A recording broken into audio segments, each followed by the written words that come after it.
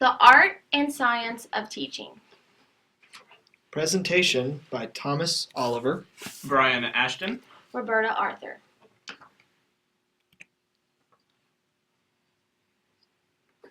What will I do to establish and communicate learning goals, track student progress, and celebrate success? Establishing and communicating learning goals involves distinguishing between learning goals and learning activities, and then writing learning goals in a suitable format. Learning goals are a statement of what a student will know or will be able to do. A learning activity is what students actually do. Worksheets, projects, experiments, etc.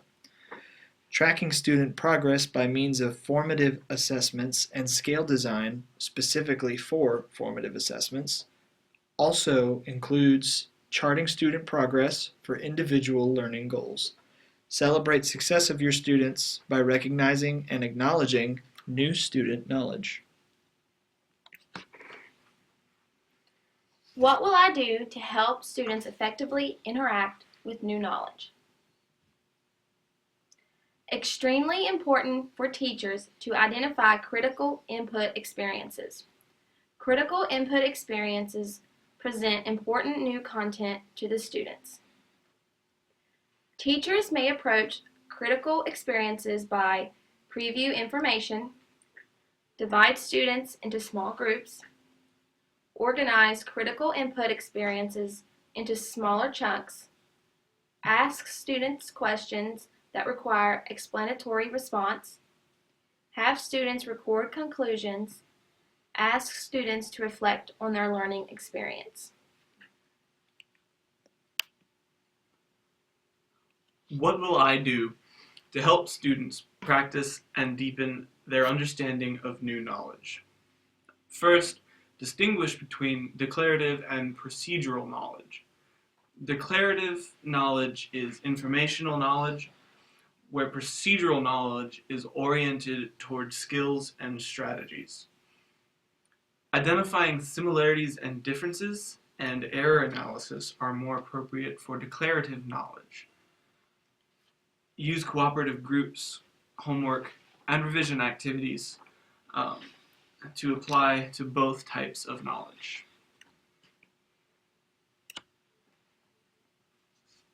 What will I do to help students generate and test hypotheses about new knowledge? Be aware of the 4 types of hypothesis generation. Experimental inquiry, which is the quintessential task for generating and testing hypotheses. Make predictions based on observations, design experiments, and examine results. Problem solving, which are tasks in which students must use knowledge in a highly unusual context or situations that provide constraints. Discussion making and investigation. And testing tasks. Remember that hypothesis generation and testing tasks allow students to examine their own thinking regarding knowledge that is being learned. What will I do to engage students?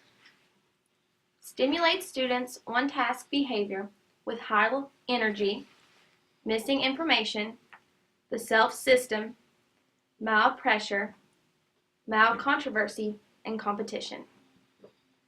Plan to use action steps that promote physical movement to challenge students and stimulate attention to current tasks.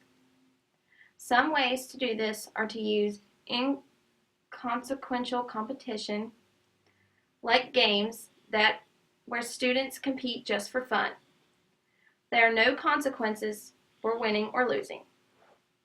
Also, manage questions and response rate. Use physical movement. Use appropriate pacing. Demonstrate intensity and enthusiasm for content. Engage students in friendly controversy.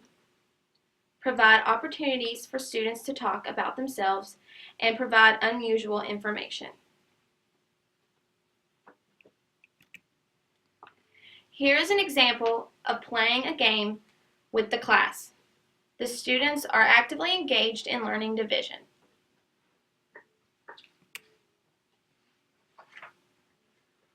What will I do to establish or maintain classroom rules and procedures? First, establish rules and procedures at the beginning of the year. It would be unfair to the students to hold them to expectations that are not made clear at the very beginning of the school year. Also, modify rules and procedures over time. You want to be flexible with the procedures and rules to make them more critical to making the class run more efficiently. Be aware that you can take the following action steps. Organize the classroom for effective teaching and learning, which includes having access to learning centers, technology, and equipment, managing the room decorations, having materials such as pencils, paper, etc. available to the students, and having the layout of the students' and teachers' desks and work area not cluttered. 2. Establish a small set of rules and procedures, including general classroom behavior, beginning and ending of the school day or school period, transitions and interruptions, the use of materials and equipment, group work, and seat work or teacher-led activities. Interact with the students about classroom rules and procedures. Periodically review rules and procedures and make changes as necessary, and use classroom meetings to discuss possible changes in rules and procedures. What will I do to recognize and acknowledge adherence and lack of adherence to classroom rules and procedures? Balance acknowledgement of positive and negative behavior. You don't want to acknowledge more negative than positive behavior because the students might feel that they're being singled out or picked on. Personally, I believe that you should have more positive than negative acknowledgement of behavior. That way, your students feel like you care and they don't feel like they're being singled out. You should always try to find something positive to say. Use action steps to acknowledge positive behavior, such as verbal and nonverbal acknowledgement, tangible recognition, and involving the home. Make sure you tell your parents that your students are doing well. Action steps for negative behavior: being with it, being aware of all things at all times, using direct cost, interventions that involve direct and concrete consequences for misbehavior, using group contingency, techniques similar to tangible recognition, except you're taking away for inappropriate behavior, using home contingency, which is bringing parents into the management process, having a strategy for high-intensity students. Make sure that you know what you're going to do and you have a plan if you know that you're going to have a student that's going to have some trouble, and designing an overall plan of discipline. You need to make sure that it's uniform for all the students at all times. For example, you don't want to be this guy.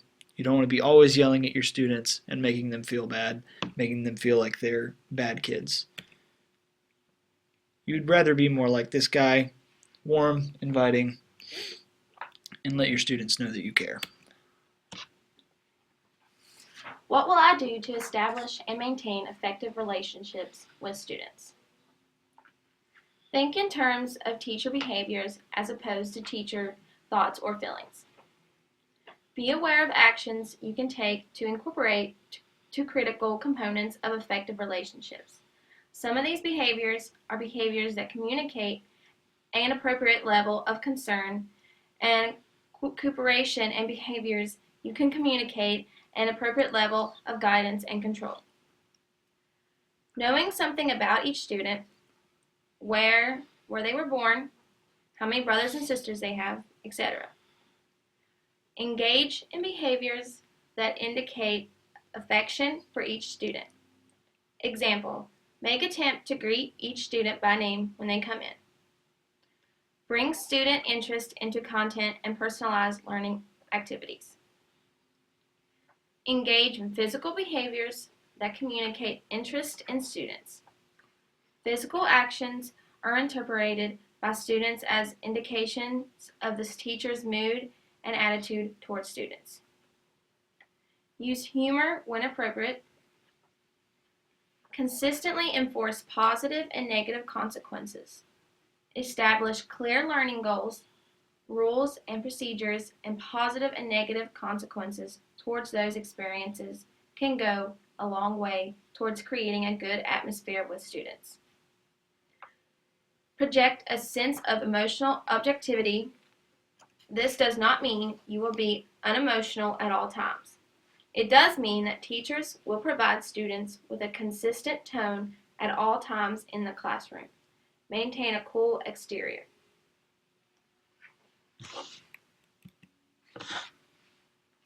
What will I do to communicate high expectations for all students?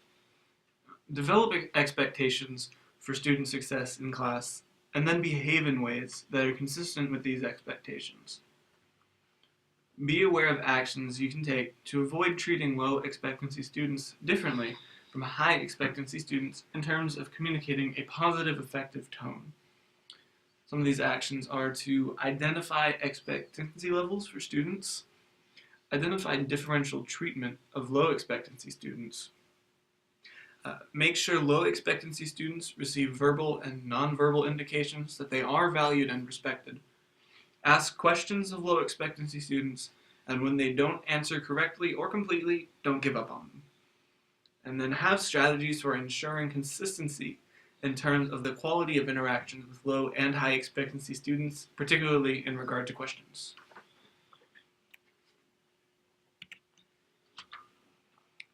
What will I do to develop effective lessons organized into a cohesive unit? Identify the focus of a unit of instruction. Plan for lesson segments that will be routine components of every lesson. Knowledge, the traditional approach of teaching, focuses on elements of information and skill. Another is issues, which is the use of a central question or problem to be the driving force of the question.